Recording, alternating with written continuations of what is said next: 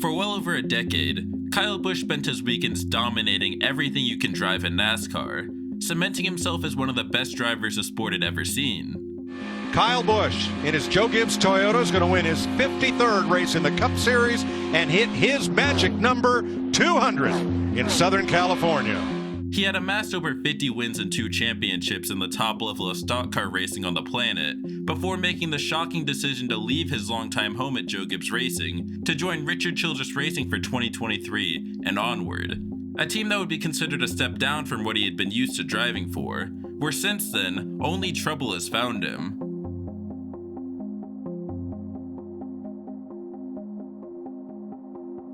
It is a concrete canyon and it's blind. You got to get through there safely, which everybody does, except Kyle Busch. Speaking of Kyle Busch, I was going to text him. I was going to say, are you okay? So what about this team switch brought on a disastrous and disappointing twilight era to a Hall of Fame driver's career? And will he ever be able to find his way back to victory lane in the Cup Series? The beginning stages to what would become the story of how Kyle Busch fell off began taking place in 2021, but not for the reasons you might expect. While Busch was in the middle of another stellar season driving the 18 car, with wins at Kansas and Pocono to extend his streak of having a win every season to 17 years in a row, a new Joe GIbbs Racing prospect was thriving in his first taste of NASCAR, collecting 4 wins across a part-time Xfinity season at just 18 years old, and just so happened to be the grandson of Joe GIbbs himself and Ty Gibbs, who was slated for a full Xfinity season in 2022 to prepare himself for the Cup Series hopefully in 2023. On the business side of things, it was reported in late 2021 that longtime and iconic sponsorship partner Mars, or M&M's, would be gone at the conclusion of 2022, leaving behind a gaping hole in the sponsorship money that Joe GIbbs Racing had been accustomed to receiving since all the way back in 2008 from M&M's. And with Busch's pedigree earning him one of the top salaries in the sport, financially, it'd be difficult for Gibbs to be able to re-sign him without a sponsor pouring millions into the 18 car, or without Busch taking a major pay cut. An extension for the driver and team looked less and less likely across the summer months of 2022, before a bombshell soon dropped on the NASCAR world. That's why it took a while, but at the end of the day, one team and one owner emerged as the clear choice. The second I sat down with him, I knew his company and his people and the culture around there had the ability to compete for championships from day one. So now for the moment you all couldn't wait for, I'm excited to announce that I'll be taking my talents to Welcome, North Carolina to drive the number 8 car for Richard Childress Racing starting in 2023. I'd like to introduce you to my new boss, Richard Childress. Kyle Busch would be returning to Chevrolet to drive Richard Childress' number 8 car. The same man he had gotten into a physical altercation with after a truck race all the way back in 2011, only adding on to the shock the NASCAR fan base felt after seeing this.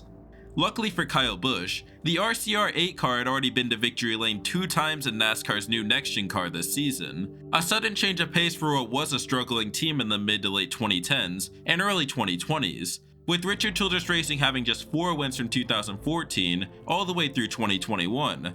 A number Busch had beaten himself many times over driving in the 18. However, with NASCAR's next-gen car leveling out the playing field for the teams in the sport, Busch was poised to prove in 2023 that him going to RCR wasn't a career ender, quickly silencing anyone who doubted his swap. RCR, baby. Goes to Kyle Busch. That's right. How about your RCR and everybody, Kyle Busch? Kyle, you've won a lot of big races through your career, but given everything that went in with the move and the change in teams, where does this one rank? I think it ranks high just because it ranks to the fact of I can do it. I never doubted myself, but sometimes you do. You kind of get down on it, you wonder what's going on and what's happening. And White flag, next flag ends the race. Oh, big push. Blaney Turns him. Around goes Bubba. Oh, into Keselowski. Around. Oh, another hard shot. Allmendinger. Caution waves with Kyle Busch in front. Logano inside Larson, but off turn 4. Kyle Busch will get his 63rd career victory in the NASCAR Cup Series. Through the first half of 2023, things looked to be business as usual for the 2-time champion. putting up 3 wins in the first 18 races, while also sitting an impressive 5th in the standings, comfortably asserting himself as a championship favorite. Yet after this point, the cracks began to show in their speed, as although Busch qualified into the playoffs for the 11th year in a row, they'd quickly be eliminated after 2 poor finishes in the round of 12 brought an end to any championship aspirations, soon closing out 2023 with a 14th place finish in the standings, while nearly mimicking his stats from a year prior driving for Joe GIbbs. A solid stepping stone to build on for many years to come at his new home. Quickly before I move on with the video, I believe you should subscribe to the channel, as 90% of my viewers aren't subs, so let's change that. Or don't, I believe in free will. As the year turned over into 2024, Busch and RCR prepared for what hopefully was a standout sophomore season, which brought back the first half stats of 2023. However, unfortunately, they'd only stand out for the wrong reasons. Beginning with a heartbreaking loss at Atlanta during the second race of the 2024 season, and a 3-wide photo finish, it only set the tone for what was in store for the duo. 5 finishes of 20th or worse in the next 8 races, with the best finish of 9th in those weeks, dropped the 8 team from first in the standings to on the playoff cut line, desperately needing a stellar spring and summer to stay afloat, and it seemed like he might get that. Qualifying on pole for the first time since his gateway win the year prior at Dover, he'd solidly finish inside the top 5, backing that up with a top 10 finish the next week, before a complete nosedive in the middle of the season brought on one of the worst stretches of Kyle Busch's career.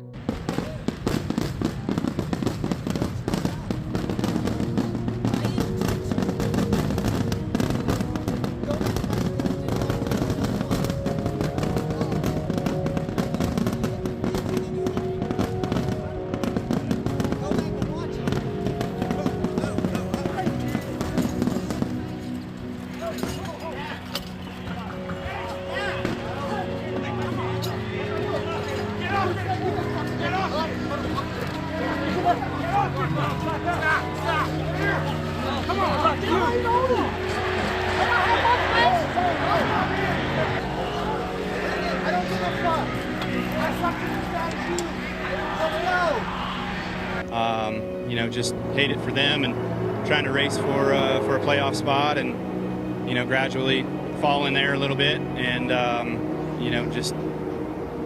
he got loose and wiped us out. Steve, you think about the last 3 weeks for this race team. They've easily had top 10 speed, and they're going to walk away with 3 bad finishes in a row. That's what they cannot have. And Randall Burnett just told Kyle Busch, take it to the garage. We're done. It's kind of hard to tell. I couldn't tell if Kyle got up the racetrack. Meanwhile, Kyle Busch, who's sitting back in 30th, is having an issue on the track, and he has climbed out of the car, Rick. Yeah, he parked the car, and that is on the exit of turn 4. Parked the car and got out of it. They could have actually picked up a lot of spots. Oh, he hit the wall. Oh, my goodness. 2 to go from Nashville. The 5 doesn't go. They bottle up behind him. Big wreck for the 8. He gets a response, no matter what. Victory lane, he gets a response. Having issues, absolutely, Rick. He's just going to keep doing it. Big run by some of those cars in the back and around into the field. The 8 of Kyle Busch was the one who went down and came back up. Harrison Burton sliding down. It's very close there. Just cannot have anything go right. And see how low he enters?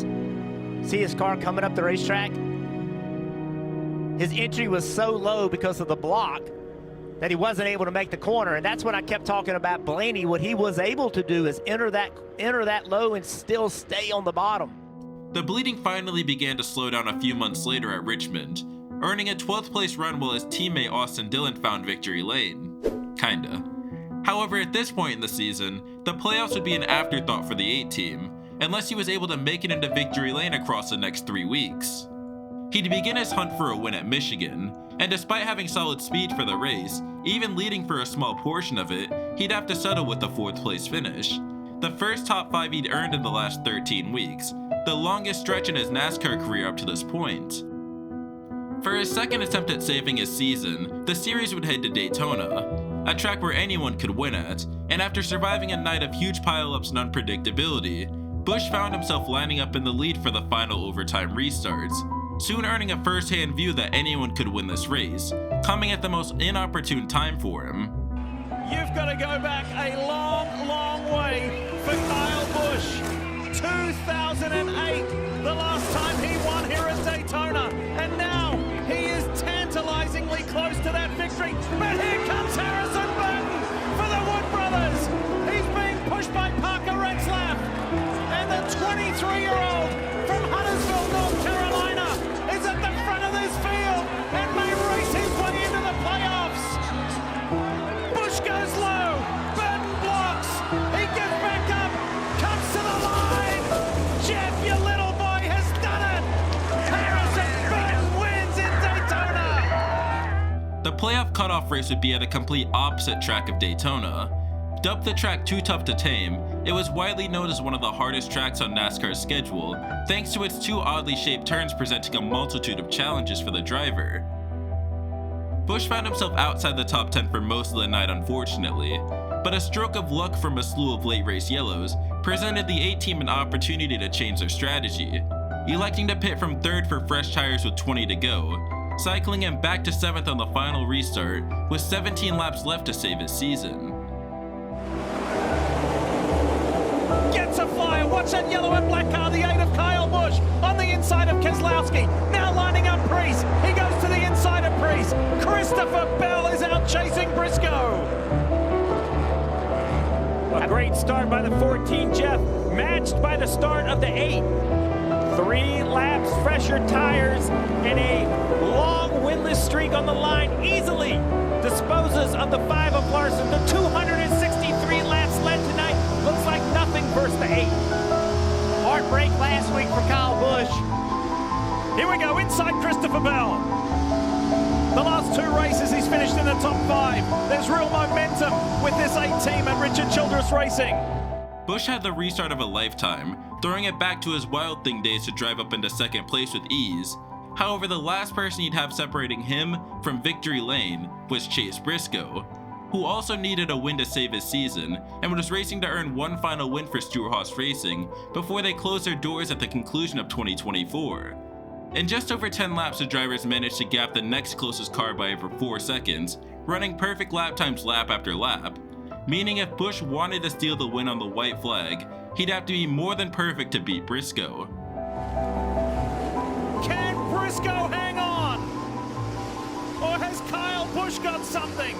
Both guys are going to break a very long winless streak, but who will it be? Kyle Busch throwing everything at Chase Briscoe he can. It's a win and you're in. And the 29-year-old from Mitchell, Indiana, Chase Briscoe wins the Southern 500. Short, come up short. And, maybe I'm a washed up old dog, but hopefully I can find a few more trophies.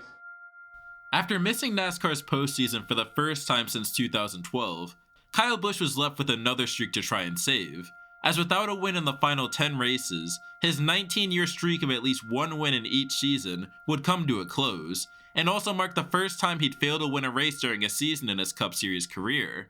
Yet nevertheless, he'd find himself with one opportunity to change this, and bring about something positive to a season full of disappointments in Kansas, after taking the lead with 63 to go from Ross Chastain. Busch continued to hold his lead over Chastain throughout the next 30 laps, taking control of the race and seeming on the path to victory lane. However, with only 32 to go, everything fell apart for him. Briscoe gives him the top, but now Briscoe up to the top. No, he doesn't. Oh, he pitches him off. Whoa, in the wall! Busch is gone! It's over for Kyle Busch. Let it roll. Caution is out. A day that looked like a dream run and maybe a victory run has come to an end. What's the emotion as it sort of slipped away from you there? Well, it didn't start to, it just did. Just nothing. I mean, I'm numb. I don't know what to do. The season concluded with 9 straight finishes outside of the top 10, to leave Kyle Busch 20th in the standings, his worst since his rookie season in 2005, and across the board, Busch posted career lows in top 5s, top 10s, and laps led, regressing heavily from 2023, with the gap between the powerhouse teams in NASCAR of Hendrick, Gibbs, and Penske only growing with each passing year. Things seem bleak for his future at RCR. Surprisingly, 2025 started off on a high note for Kyle Busch, as although he'd crashed in the Daytona 500, he'd follow that up with a top 10 at Atlanta, while shockingly leading the most laps on the day at COTA the next week, being passed late in the day by Christopher Bell for the win, but finishing top 5 overall, before an 8th at Phoenix wrapped up a stellar 3-race stretch. However, after this point, it was evident that Richard Childress Racing was lacking behind severely in the speed department in the garage, as week after week Busch and teammate Austin Dillon struggled to race inside the top 10 on the track, with the A-team only earning 2 top 10s from the 4th race of the season, all the way to the halfway point, already putting him in a must-win situation from 20th in the standings. In more cases than not, you found the 8 and the 3 running in the 20s instead of running up front, outside of Richmond, where Austin Dillon just casually owns that track for 1 race a year. And for the first time in Kyle Busch's career, he'd failed to make the playoffs for consecutive years, only managing a best finish on the track of 5th 3 times in 2025, something you wouldn't be able to believe at the start of the decade could ever happen to him. Gotta get some race cars. We are in trouble. Period. Again, Busch posted new lows in top 5s and laps led, while also finishing outside of the top 20 in the standings for the first time in his career in 21st. This was rock bottom, or so one would think. As of now in 2026, Richard Childress Racing has continued to decline in the Cup Series, unloading with cars that usually practice and qualify in the 30s, while seeing Busch struggle heavily to stay on the lead lap for most events. Yeah. What happened on your lap? Was it just a speed thing? Sideways. Undrivable loose. Is that something that can be fixed? Or? No telling. So obviously tomorrow. All right, last question. You're going to have to try to stay on the lead lap for stage 1. There hasn't been any cautions in a stage 1 this year. Like, do you think that you'll be able to, like, do you need a caution to help you with that? I need a caution between lap 30 and 40 because my tires will be smoked by then. Through 7 races as of the recording of this video, Busch sits 24th in the standings, with a best finish of 12th in 2026, spending 0 laps in the lead outside of the Daytona 500, and a turnaround doesn't seem to be in sight for neither Richard Childress Racing or Kyle Busch. So will Kyle Busch ever break his over 100 race long winless streak? Well, if he's driving for RCR for the rest of his career, it seems unlikely if it's not on a super speedway or without a massive stroke of luck gifting it to him. Which is why hopefully in the near future, Kyle Busch gets some type of upgrade in the car he's driving by going to a new team. Otherwise, things don't look good for the future of Busch and NASCAR's Premier Series. For most fans in NASCAR, whether you grew up loving or hating Kyle Busch, it's hard to not feel sad for what has happened in the twilight years of his career. As while Denny Hamlin, who is nearly the same age as Busch and came up at the same time in the 2000s, still drives for Joe GIbbs Racing and continues to put up numbers that make him a top driver in the sport as a winning threat every weekend. Busch competing for wins at RCR has become an afterthought, and now the team mostly fights to stay on the lead lap or for a top 20 finish to salvage a terrible day. Seeing Kyle Busch in this current state has made me only more happy to know I got to grow up watching one of the greatest NASCAR drivers of all time, week in and week out.